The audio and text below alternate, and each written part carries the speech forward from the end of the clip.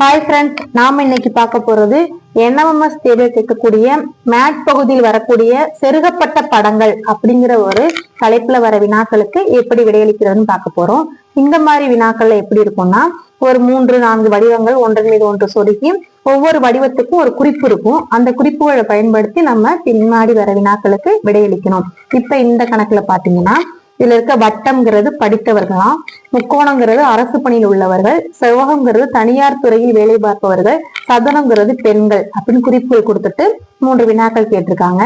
நம்ம முதல்ல குறிப்புகளை அந்த வடிவத்துல மேல எழுதிக்குவோம். வட்டம்னா படித்தவர்கள், அடுத்து முக்கோணம் என்றால் அரசு துறையில் வேலை பார்ப்பவர்கள், செவ்வகம் என்றால் தனியார் துறையில் வேலை பார்ப்பவர்கள், சதுரம் என்றால் பெண்கள் அப்படின்னு முதல்ல எழுதிக்கிட்டு இப்ப முதல் வினாக்களை பார்ப்போம். அரசு பணியில் உள்ள படித்த பெண்களை குறிப்பது எது? இப்ப அரசு பணினா என்ன வரணும்? முக்கோணம் வரணும்.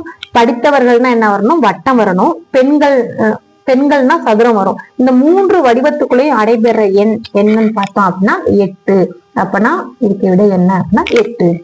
அடுத்தது, அரசு தனியார் துறையில் வேலை பார்க்கும் படிக்காத பெண்களை குறிக்கும் எண் எது? அதாவது அரசு துறைனா முக்கோணம் வரணும், தனியார் துறைனா செவ்வகம் வரணும்.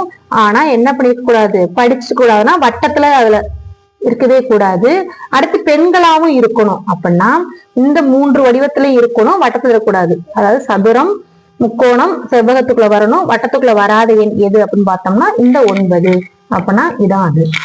அடுத்தது, தனியார் துறையில் வேலை பார்க்கும் படிக்காதவர்களை குறிப்பது எது? 2 தான். தனியார் துறை அப்படின்னா செவ்வகம், படிக்காதவர்களா இருக்கணும் அப்படின்னா வட்டத்துக்குள்ள இருக்கக்கூடாது. அவ்வளவுதான். அப்படின்னா தனியாருக்கு எது? 1 என்னன்னா 11.